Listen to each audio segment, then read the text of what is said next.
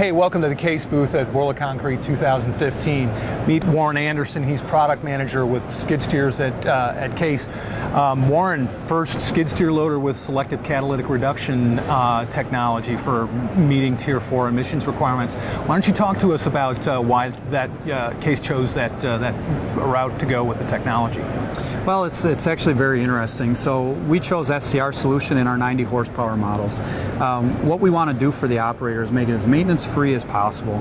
We don't want the operators to have to learn a bunch of new steps, to have to do anything behind the unit.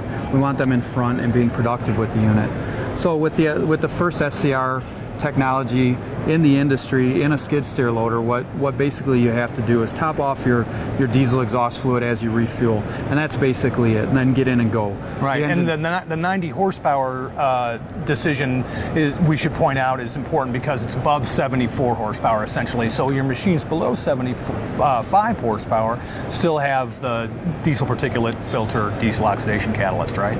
Well, our units below 75 horsepower have either a diesel oxidation catalyst or a particulate matter catalyst. We do have our two smallest models with diesel particulate filter. Oh, okay. All right, great. So the exhaust fluid choice with these machines, what does it do in terms of the operating envelope of the engine? I mean, does it change the way the engine performs? It absolutely does. You know, the nice thing with DEF is it's an after treatment, so it's going to spray the exhaust as it comes out. So you're not burning fuel in order to heat up parts of the engine to burn off particulate matter.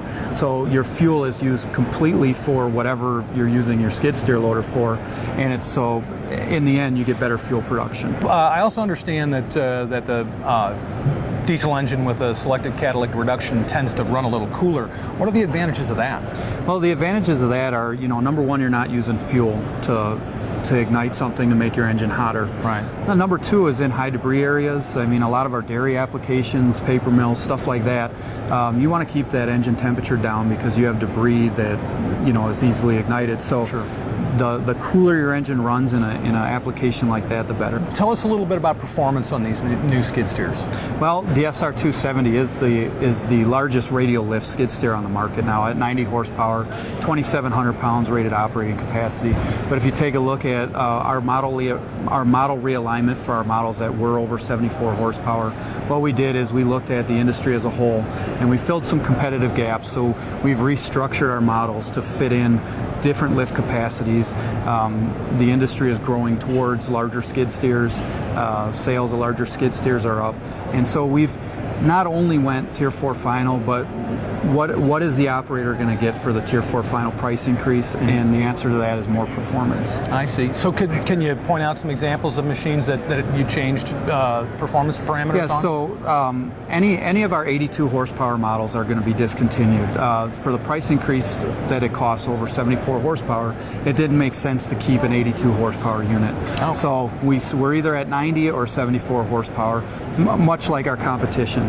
So we had an SR220 at 82 horsepower. That model is discontinued. So what we did was we came out with an SR240, so 200 more pounds of rated operating capacity, but at 74 horsepower. So a less expensive Tier 4 final solution for you.